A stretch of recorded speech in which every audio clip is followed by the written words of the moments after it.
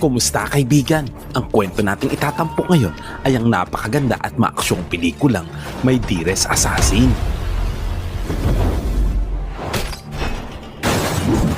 Nagsimula ang pelikula sa isang ospital sa Dubai.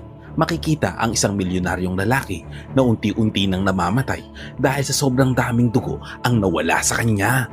Ang uri ng kanyang dugo ay tinatawag na aurum blood.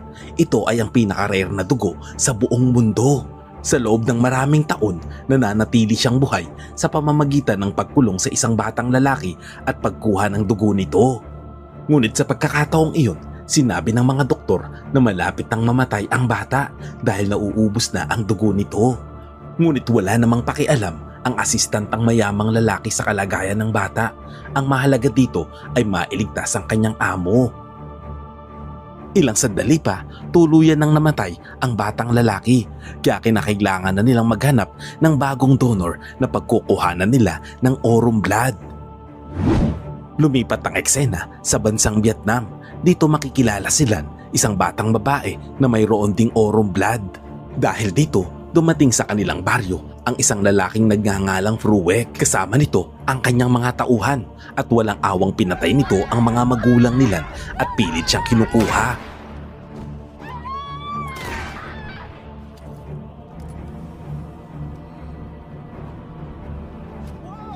Nang lumaban sila, idinikit ni Fruwek ang mainit na baril sa kanyang leeg dahilan upang magsisigaw ito sa sakit. Sa sandaling iyon, paalis na sana sila nang biglang dumating ang isa pang lalaki na nagngangalang Po kasama ang kanyang grupo. Naroon din si Po dahil sa aurum blood nilan, ngunit hindi niya naman ito balak nasaktan. Nang makita nilan si Po, nakaramdam siya na maaari siyang iligtas nito, kaya agad siyang tumakbo papunta rito. Ilang sandali pa, nagkaroon sila ng matinding labanan at palitan ng putok, at sa wakas ay nailigtas nilan si... Sa huli ay nailigtas nila ang bata, ngunit nagawa namang makatakas ni Fruwek. Pagkatapos, lumipat ang eksena sa bansang Thailand. Dito dinala sila sa isang lugar na tinatawag na House 89. Sa labas, mukha itong ordinaryong furniture store, pero ang totoo, isa itong lihim na lugar kung saan nagsasanay ang mga assassin. Noong una, mailap sila sa mga taong naroon. Natatakot siya sa kung anong pwedeng gawin nito sa kanya, kaya't nagkaroon ng habulan at kaguluhan. Ngunit ilang sandali pa, nilapitan siya ni Pran, isang batang lalaki na kasing edad niya. Dito ay nakaramdam siya na maaari niya itong pagkatiwalaan. Habang tumatagal, lumaking magkakasama si Lan, Pran at ang isa pang batang lalaki na nagngangalang M. Ngunit sa pagdaan ng panahon, unti-unti ring nahulog ang loob ni Lan at Pran sa isa't isa kahit hindi nila iyon direktang sinasabi. Samantala, makikita naman muli si Fruwek na hindi tumitigil sa paghahanap kay Lan. Nagkaroon pa ito ng malaking problema dahil sa oras na iyon ay tinawagan siya muli ng kanyang kliyente. Pinagbantaan siya nito dahil matapos ang napakaraming taon ay hindi pa rin siya nakakahanap ng taong may aurum blood dahil sa takot na pilitin siyang humingi ng dagdag na oras. Samantala sa India, sinubukan ni Fruwek na i-check ang dugo ng maraming tao doon, ngunit wala ni isa sa kanila ang mayroong aurum blood. Nahihirapan siyang hanapin ito dahil isa lamang sa bawat 1,000,000 tao ang nagkakaroon nito. Sa paulit-ulit na pagkabigo, labis siyang nagalit at pinatay na ang isa sa kanyang mga tauhan. Samantala, makikita naman si Lan at Pran habang pinapanood si M na nagsasanay bilang assassin. Tinanong naman nila si Pran kung bakit kailangan sumailalim ni M sa ganoong klase ng pagsasanay. Ipinaliwanag ni Pran na tungkulin iyon ni M. Ayon dito, lahat ng tao sa House 89 ay may kanya-kanyang responsibilidad. Dahil dito, naitanong naman nila kung ano naman ang kanyang tungkulin. Sinabi ni Pran na wala siyang kailangang gawin. Ang tanging trabaho nila ay manatiling ligtas sa loob ng bahay dahil tungkulin nilang lahat na protektahan siya. Sa paglipas ng mga araw, mas lalong naging malalim ang samahan ni Pran at Lan. Palagi silang magkasama at laging nagdadamayan. Ang mga tao sa House 89 ay parang isang tunay na pamilya, nagmamahalan, nagtutulungan at handang magsakripisyo ng sariling buhay para sa isa't isa. Ngunit isang patakaran lamang ang kanilang sinusunod. Ito ay hindi kailanman pinapayagang lumabas ng gusali silan at iyon ang hindi nito maintindihan. Tuwing tinatanong niya sina Fran o Em tungkol dito, iisa lang palagi ang kanilang sagot. Ito ay ang tungkulin nilang panatilihin siyang ligtas. Kaya minsan ay pakiramdam nilan ay para siyang nakakulong. Pero agad niyang ting pinapaalala sa sarili na mahal siya ng lahat ng tao roon. Samantala, habang sabay-sabay na kumakain ng grupo, sinabi ni Po na handa na si Em at maaari na itong sumama sa kanilang misyon sa gabing iyon. Hindi ito nagustuhan ni Fran dahil gusto rin niyang sumama sa mga misyon kasama ang kanyang ama. Dahil dito, sumama ang loob ni Fran at gumawa siya ng plano kasama silan. Tinanong niya ito kung gusto nitong lumabas kasama siya. Sa simpleng pagbanggit pa lang ng paglabas, agad na natuwa silan at mabilis na naghanda. Nang isuot nito ang kanyang damit, lalo itong naging maganda. Samantala, nakita ni Em silan na nakabihis at nakaayos. Hindi naman nagsinungaling silan at sinabing palihim silang lalabas ni Fran. Sinubukan niyang pigilan ito, ngunit nang makita niya kung gaano kasaya ang kaibigan, na nahimik na lamang siya dahil ayaw niyang mawala ang ngiti nito sa labi. Sa mga oras na iyon, nakiusap si Fran sa kanyang ama na isama siya sa misyon. Ngunit tumanggi ito at sinabing hindi pa siya kailangan sa ngayon. Dahil sa pagtanggi ng kanyang ama, lalong nagalit si Fran. Sa ibang eksena, makikita ang grupo na isa-isang pumasok sa isang gusali. Nakikiramdam kung nasaan ang kanilang target. Samantala, makikilala naman sina Chaba at Blue na pareho ding mga assassin ngunit sa kabilang grupo. Ilang sandali pa, sa tahimik at mabilis na paggalaw, matagumpay na natapos ng grupo ang kanilang misyon at naging napakahusay ni Em sa kanyang pagkilos. Sa ibang eksena, makikita naman sina Fran at Lan na masayang naglilibot sa labas. Matagal na panahon din na hindi naranasan nila ang ganoong kasiyahan, kaya sabik siya sa mga bagong nakikitang tanawin at pagkain.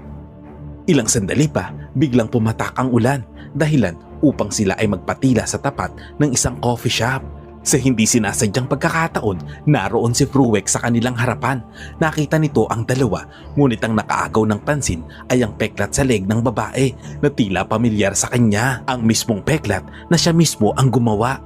Dahil dito, agad niyang nakilala silan bilang ang batang matagal na niyang hinahanap. Hindi naman makapaniwala si Fruwek sa kanyang nakita dahil halos buong buhay niya ay hinanap niya ang batang iyon kung saan-saan at nawala na siya ng pag-asa. Ngunit bigla na lamang itong nagpakita sa kanyang harapan. Pagkatapos, palihim niyang sinundan ng mga ito at nalaman na nakatira ito sa isang gusali na tinatawag na House 89. Dahil dito, mabilis na kumilos si Fruwek. Pinairal niya ang kanyang koneksyon. Agad niyang pinuntahan sina Chaba at Blue. Nang malaman naman ni Chaba na ang kanyang pinapatrabaho ay ang House 89, agad itong tumanggi at sinabing ayaw niyang kalabanin ang mga assassin dahil napakadelikado ng mga taong ito. Ngunit dahil sa laki ng pera at pangungumbinsi nito, napaniwala sila na kapag nawasak nila ang House 89, mas makikinabang sila rito ng malaki. Dahil dito, pumayag silang makipagtulungan kay Fruwek. Samantala, nalaman ni Po na isinama ni Fran silan sa labas. Galit niya itong kinompronta at mahigpit na binalaan na huwag niya nang uulitin ang ganoong pagkakamali. Nasaktan at nagalit si Fran. Sinabi niya na ang lahat ng tao sa House 89 ay may tungkulin, ngunit silan lamang ang namumuhay na parang isang bilanggo. Sa gitna ng kanilang pagtatalo, aksidenteng nasabi ni Po ang isang lihim na silan ay nananatili roon bilang kanyang blood bank. Sinabi niya na mayroon ding dugong orong blood silan at dinala niya ito sa House 89 upang maging posibleng tagapagligtas ni Fran kung sakaling mangailangan ito ng dugo balang araw. Labis na nabigla si Fran sa nalaman. Nagalit siya sa kanyang ama at nakipag-away rito dahil kailanman ay hindi niya ginustong gamitin silan para sa ganoong dahilan. Kinagabihan, kinausap ni Fran silan at sinabi niyang tumakas na silang dalawa dahil gusto niyang mabigyan silan ng malayang buhay. Ngunit lingid sa kanilang kaalaman, sa mga oras na iyon ay nakaabang na sa kanila ang panganib. Sa labas, makikitang nakatayo sina Chaba, Fruwek at ang kanilang mga tauhan sa paligid ng House 89 habang hinahak ng isa sa kanila ang security passcode ng gusali.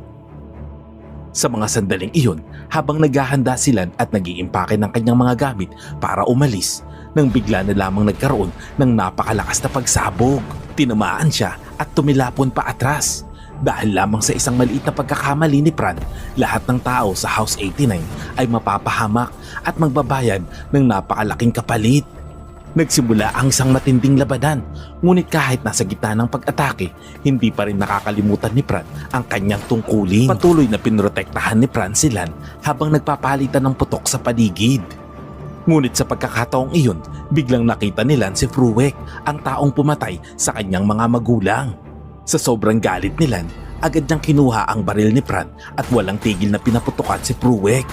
Dahil sa pagkakamaling iyon, nagkaroon ng pagkakataon si Chaba na makalapit kay Fran at sinaksak ito sa dibdib.